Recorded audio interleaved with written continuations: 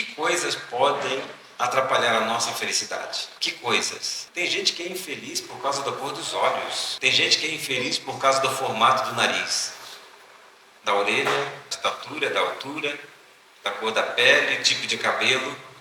Tem gente que é infeliz por isso, né? E quem tem dinheiro gasta para mudar a fisionomia. Mas não é só isso, né? Outras coisas podem atrapalhar um pouco a nossa felicidade, como no caso a indiferença, a calúnia, a perseguição, a rejeição, coisas que vão tirar a nossa felicidade.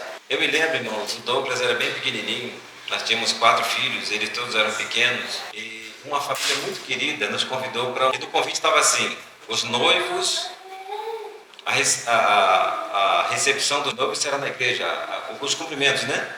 Os noivos receberão os cumprimentos na igreja. Então nós entendemos que o casamento ia ser na igreja e não ia ter festa.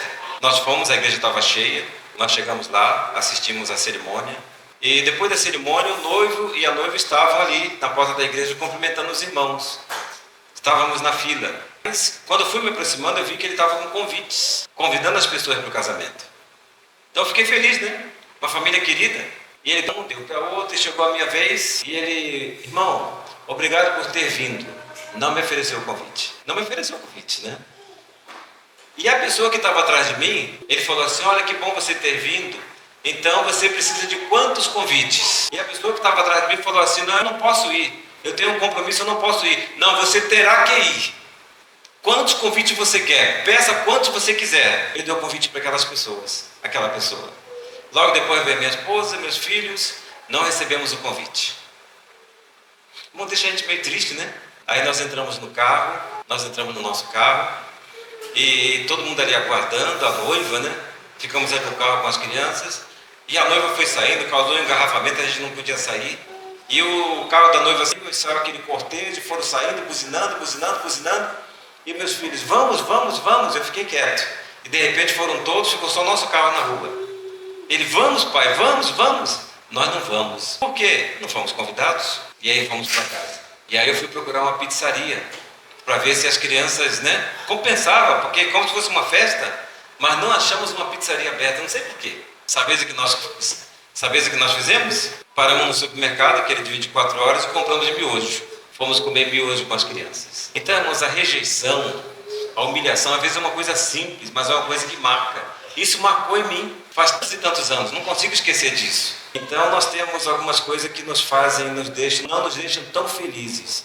Eu tenho certeza que o irmão Ioneide, né? E a esposa têm sonhos, têm desejos, e talvez não alcançaram ainda. E oram e pedem a Deus. Aqui está o irmão Helena, a esposa, também tem sonhos, né, irmão? Tem sonhos, tem desejos para os seus filhos. Talvez nem tudo tenha alcançado ainda. Temos aqui o irmão Silas, cadê o irmão Silas, a esposa? Também tem alguns sonhos, né? Tem sonhos. Irmão Igor, tem sonhos. Irmão Fábio, Douglas, as irmãs, todos nós temos sonhos. E às vezes você ora, pede, e você não consegue alcançar o seu objetivo. Pode ser que essas coisas nos deixem tristes. Mas é aquela pergunta: quem é feliz? Quem pode ser feliz? Mas eu queria ler rapidamente com os irmãos alguns versículos do livro de Jó. É uma história muito conhecida, mas eu queria relembrar alguns pontos dessa história. Os irmãos estão com a Bíblia na mão? O pessoal da mídia consegue colocar aqui também? Consegue? Então vamos ler rapidamente Jó. O que aconteceu com Jó? Jó, capítulo 1, do versículo 1 até o versículo 3. Se algum irmão quiser ler, alguma irmã, participar. Havia um homem na terra de Uz, cujo nome era Jó, homem íntegro e reto, temente a Deus e que se desviava do mal. 2. Nasceram 7 filhos e 3 filhas. 3. Possuía 7.000 ovelhas, 3.000 camelos, 500 juntas de boi e 500 jumentas.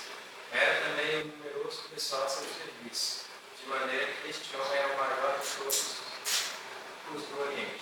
Obrigado. Irmãos, então Jó, ele era um homem bem de vida, né? É isso que está escrito? Hein? Ele era o mais rico. Ele era o homem mais rico da época. Muito dinheiro tinha Jó. Um bilionário, né? Talvez era um trilionário. Ele tinha muito dinheiro, muito dinheiro. O homem mais rico hoje tem quantos milhões? É o primeiro trilionário. Irmãos, você sabe o que é ser $1 trilhão, $1 trilhão de reais? É comprar muita coisa, né? Compra muita coisa. Então Jó, ele era muito rico, o mais rico do Oriente, o homem mais rico do Oriente. Versículo 13 até o versículo 17. Sucedeu um dia, diz aos filhos com as filhas, comigo e vinho na casa do irmão. E veio o mensageiro a Jó e lhe disse: os bois lavraram e as jumentas paciam juntos a eles. De repente deram sobre eles os sabios e os levaram. Mataram aos servos a fio de espada. Só eu escapei para trazer-te a mão. Falava este ainda quando veio o outro e disse: fogo de Deus caiu do céu e queimou as ovelhas dos servos e os consumiu. Só eu escapei para trazer-te a mão. Falava este ainda quando veio o outro e disse: dividiram-se os caldeus em 3 bandos. Deram sobre eles caminheiros, os levaram e mataram os servos a fio da espada. Só eu escapei para trazer. Obrigado. Irmãos, então o que aconteceu com Jó, segundo esses versículos? Hein? O que aconteceu? De uma hora para outra ele ficou pobre, perdeu tudo. Jó era trilionário, de uma hora para outra ele perdeu tudo. Irmãos, imagine você perder tudo que você tem, financeiramente falando. Eu tinha um cunhado e ele tinha na conta uns R$100 mil, na época uns R$100 mil. Lutou para juntar esse dinheiro.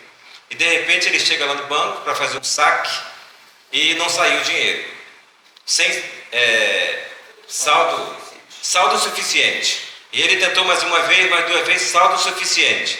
Chegou lá na gerente e falou: olha, eu quero tirar o dinheiro, tenho 100 mil, está dizendo saldo insuficiente. A gerente olhou lá na conta: ó, na sua conta não tem nada. Ele falou: mas eu tenho 100 mil reais, eu tenho 100 mil reais, não sei o que aconteceu. Na sua conta não tem nada, eu não posso fazer nada. Já pensou, irmão? Você perder esses 100 mil reais, desaparecer da sua conta? Isso aconteceu com ele. E ele ficou muito triste, ficou muito preocupado. Finalmente depois resolveram, né? Mas ele ficou muito triste.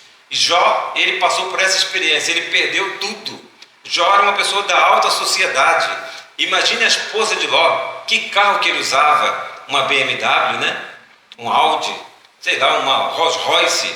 A roupa que a esposa usava, os compromissos que ele tinha. E agora ele ficou pobre. Ele perdeu tudo. Um milionário na Alemanha, ele perdeu alguns milhões de euros. Ele se matou porque ele perdeu. Ele continuava rico, mas porque ele perdeu alguns milhões, ele se matou. Versículo 18 e 19. Também este falava ainda, quando veio outro e disse: estando teus filhos e tuas filhas comendo e bebendo vinho, em casa do teu irmão primogênito. Este se levantou um grande vento do lado do deserto e deu nos 4 cantos da casa, ao qual caiu sobre eles e morreram. Só eu escapei para trazer-te a mão. Olha a situação de Jó. Às vezes nós ficamos tristes, né, porque não alcançamos alguma coisa. Jó, ele perdeu toda a riqueza, e ele era trilionário, vamos dizer assim, e agora ele perde os 10 filhos. Irmão, será que Jó gostava dos filhos? Hein, irmã? Gostava? Que prova que nós temos que ele gostava dos filhos? Que prova nós temos? Ele orava por eles, oferecia sacrifícios, orava por ele. E ele não perdeu um. Ele não perdeu um filho, ele perdeu os 10. 7 filhos e 3 filhos. Ele perdeu os 10. Então ele estava numa situação difícil, que ele perdeu toda a riqueza e agora ele perde todos os filhos. Qual foi a reação de Jó? Versículo 20 e versículo 21.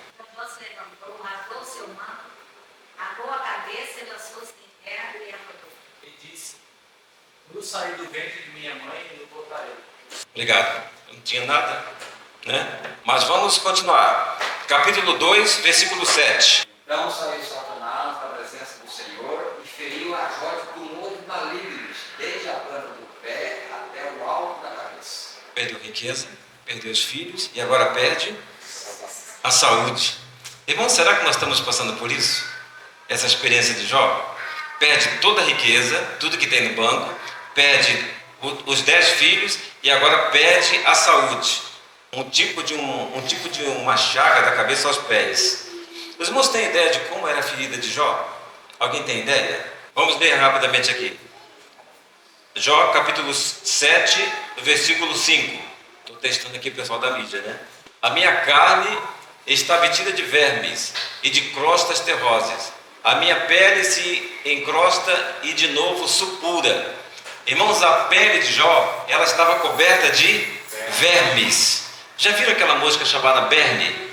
Alguém já viu alguma pessoa? Já viram? Alguém viu? Viu, Márcio? Você já viu? Já? Eu morava numa casa, a criança gritava, era mais ou menos o tamanho do seu menino assim, ele gritava e andava pela cabeça, por baixo da pele, né? E colocaram compressa, colocaram um monte de coisa e não adiantou. Teve que levar no hospital, acho que tiraram uns 15 daquilo. E o negócio crescia. Era só na cabeça. No caso de Jó, diz que era da cabeça aos pés. Os bichos andando sobre o corpo de Jó. Bom, a situação dele era tão terrível que os amigos ficaram sabendo e foram lá para consolar. Eram pessoas sábias. Quando eles viram a situação de Jó, o que aconteceu com eles, irmãos? Alguém se lembra? Hã? Ficaram calados. Por que eles ficaram calados, Silas? Hein? Vai consolar o quê? O camarada perde toda a riqueza, perde todos os filhos, perde toda a saúde, numa situação terrível. Diz que ele sentava na cinza, devia estar sem roupa, né? Sentava na cinza e ele pegava a capa e ia rapando aqueles bichos, né? E disse que a dor era muito grande. Os amigos ficaram 7 dias sem conseguir falar nada. Como que você vai consolar um homem desse? Como que você consola um homem que está sofrendo tanto? E a esposa, hein? E a esposa? O que a esposa falou para Jó? O que a esposa de Jó falou para ele, hein? Versículo 2, versículo 9, né? Amaldiçoa Deus e morre. Irmãos, eu queria demorar um pouquinho aqui. A mulher de Jó ficou com raiva de Deus. Dá a entender isso aqui, né? Ela ficou decepcionada com Deus. Irmão, não respondam para mim, mas responda para Deus, né? Você já ficou com raiva de Deus alguma vez? Você já ficou com raiva de Deus alguma vez? Decepcionado com Ele alguma vez? Você já ficou? Amaldiçoa a Deus e morre. Irmãos, agora eu quero lançar a pergunta aqui. Eu queria lançar a pergunta para os irmãos. A mulher de Jó tinha razão ou não para ficar com raiva? Tinha. Hã? Mas ela ficou com raiva de Deus, né? Amaldiçoa a Deus e morre. Perdeu todos os filhos, o marido estava morrendo também.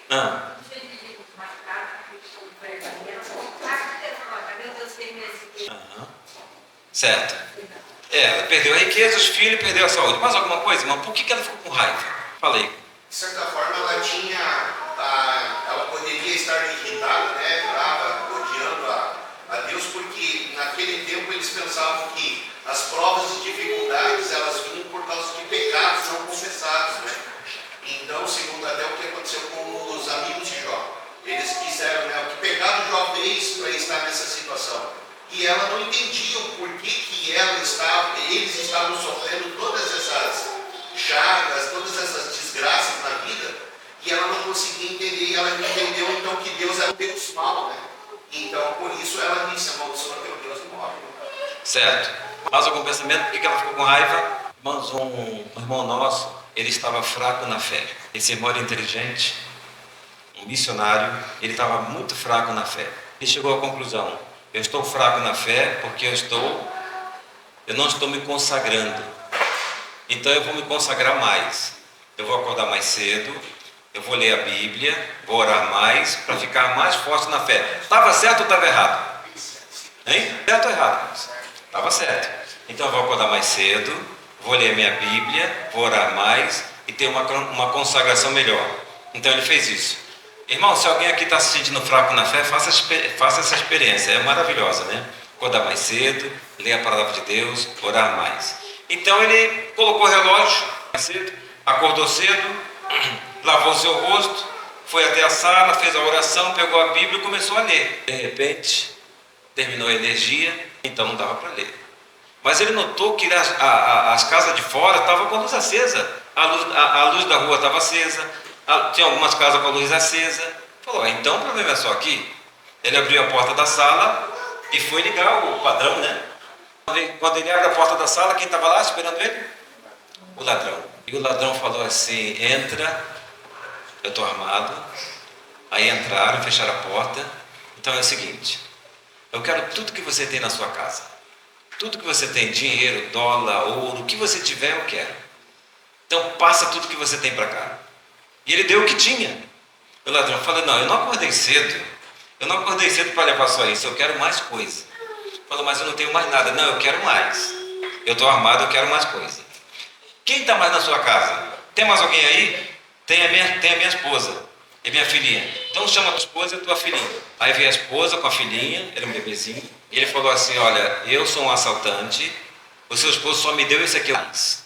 Mas nós não temos mais. Eu quero mais. Eu estou armado, eu quero mais dinheiro. Nós não temos mais. Então tudo bem. Vocês não querem me entregar? Então tudo bem. Aí ele pegou a menina e falou assim, vou levar a menina. Quando vocês tiverem dinheiro, eu devolvo a menina. Irmãos, imagina a situação da mãe de uma situação dessa, né? E a mãe começou a chorar, e o pai começou a chorar, e com muito custo ele deixou a menina e foi embora. Falou, eu vou voltar e eu quero dinheiro. Era uma pessoa da rua ali conhecida, né? Mas esse missionário ficou tão chateado que ele pediu exclusão da igreja. Eu acordei cedo para ler a palavra de Deus, eu fiz a minha oração, eu estou me consagrando a Deus e agora ele permite que um ladrão venha aqui. Por que esse ladrão não roubou a casa do vizinho? Por que esse ladrão não rodou para lá? Por quê? Justamente a minha casa, justamente onde eu fiz a oração. Por quê? Que ele não me mostrou. Ele ficou chateado. Irmãos, pode ser que isso esteja acontecendo conosco que estamos aqui. Talvez você tenha algum desejo, você está orando, você está pedindo, é uma coisa justa e você não recebe resposta. Pode ser que o teu vizinho, que xinga palavrão, que toma cerveja, vive na cachaça, né? É um cara ímpio, ele prospera. O que ele consegue, ele prospera. E você não prospera. Aí você pensa, pode ser levado a pensar, eu devolvo meu dízimo, dou minhas ofertas, vou à igreja, estou fazendo uma reforma de saúde, faço trabalho missionário e Deus não atende meu sonho, meus desejos. E o meu vizinho aqui xinga um monte de palavrão, tudo ele consegue. Pode ser que a gente seja tentado a pensar assim. Mas, irmãos, a esposa de Jó, humanamente falando, ela tinha alguns motivos para ficar com raiva. O marido perdeu a riqueza, eles perderam os filhos e agora ele perde a saúde. Mas, além disso, ela raciocinou. No versículo 16, versículo 1, versículo 16, põe ali, irmão, por favor. Capítulo 1, versículo 16. Falava este ainda quando veio outro e disse, fogo de Deus caiu do céu. Então é uma coisa sobrenatural. Se fosse o ladrão, não, o ladrão é mau, né? Se fosse o ladrão, só o ladrão é mau. Mas o que o servo disse para ele? Hein? Fogo de Deus caiu do céu, era uma coisa sobrenatural, né? Caiu fogo de Deus. Então Deus mandou fogo sobre a minha riqueza, foi Deus que mandou a riqueza. Então o servo viu lá. Eu não sei se isso já aconteceu aqui em Rondônia, mas lá no Mato Grosso, quando eu morei lá, de vez em quando eu via essa notícia, caiu um raio numa fazenda e matava 200 cabeças. E ela falou, Deus mandou fogo e acabou com a minha riqueza. Fogo de Deus. Tem o versículo 18. Põe lá 18, por favor. Não, 19. Eis que levantou um grande vento lá do deserto e deu nos 4 cantos da casa, a qual caiu sobre eles e morreram. Então, irmãos, os filhos de Jó estavam numa casa. Então, irmão, nós aprendemos que Jó, ele era bilionário. Será que essa casinha era uma casa de... Era uma oca? Era uma casa simples? Como que é a casa que eles estavam? Era uma casa fortificada, era uma casa preparada, era uma casa de gente que tem dinheiro. Então era uma casa reforçada. E agora o que acontece? Dá um tipo de um furacão, né? Um tipo de um tufão, porque para derrubar uma casa, e agora vai dar o vento e derruba a casa, de 4 cantos da casa. E morreram 10 filhos. Então ela falou, foi Deus. Ele manda raio do céu e agora manda o furacão e mata meus filhos. Então Deus foi culpado por isso. Então ela ficou com raiva, né? Às vezes nós pensamos isso. E aí nós sabemos o restante da história. Os amigos, depois de 7 dias, começaram a falar e só acusação, né? Falou, Jó, isso está acontecendo com você porque você não é uma pessoa que ora, você não é uma pessoa consagrada. Confessa, Jó. Isso não acontece com uma pessoa normal.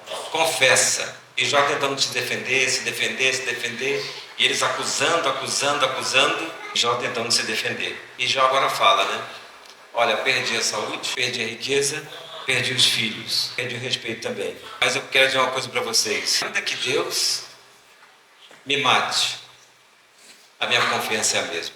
Então, irmãos, quem é a pessoa feliz? Salmo 125, versículo 1, o que diz lá? Os que confiam no Senhor serão como um monte de Sião, que não se abala, mas permanece para sempre.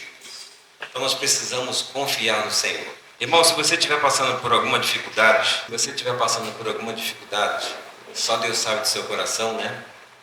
Só Deus sabe a tristeza que você sente. Mas se você estiver passando por alguma dificuldade, não se esqueça desse versículo, 1 Coríntios capítulo 10, versículo 13. Não vem sobre vós tentação humana, mas Deus é fiel.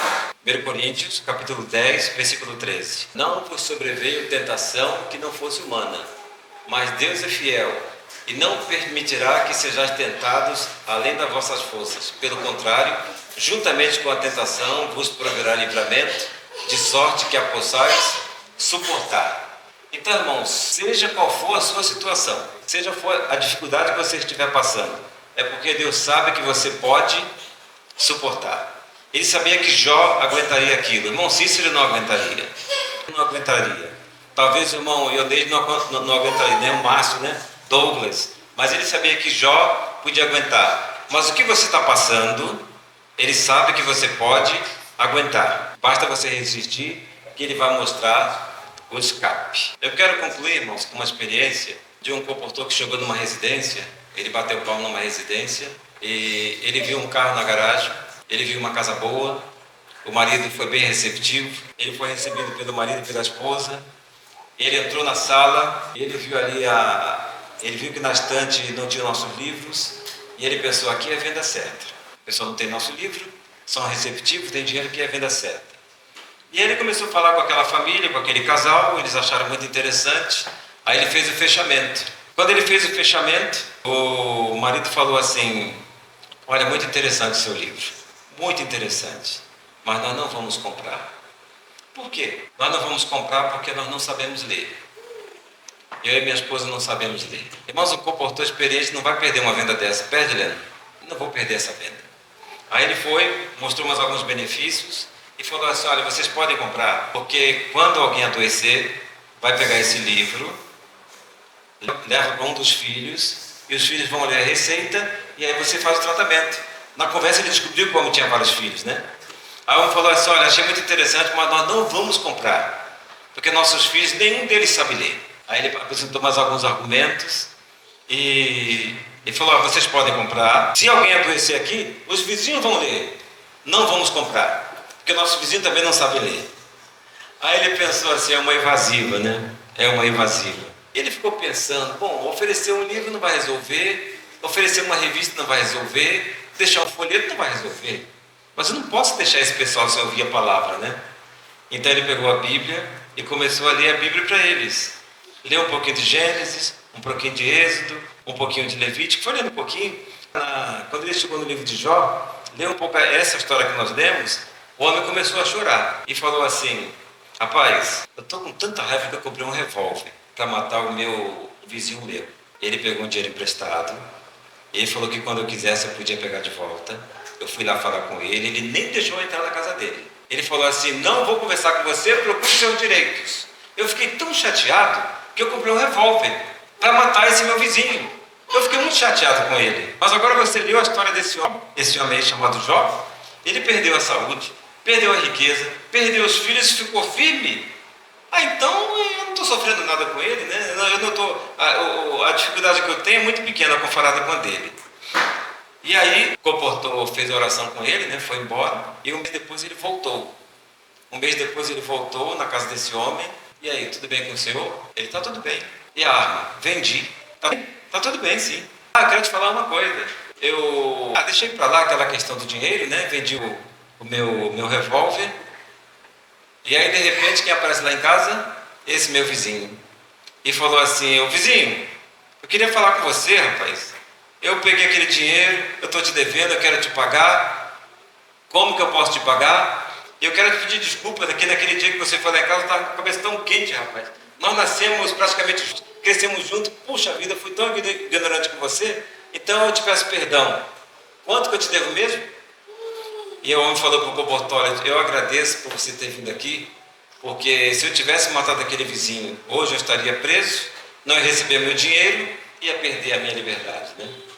Então, irmãos, vale a pena confiar no Senhor. Nós temos que ter mais paciência, confiar mais no Senhor, que na hora certa Ele vai nos mostrar que realmente Ele esteve ao nosso lado. Que Deus nos abençoe. Amém, irmãos? Amém.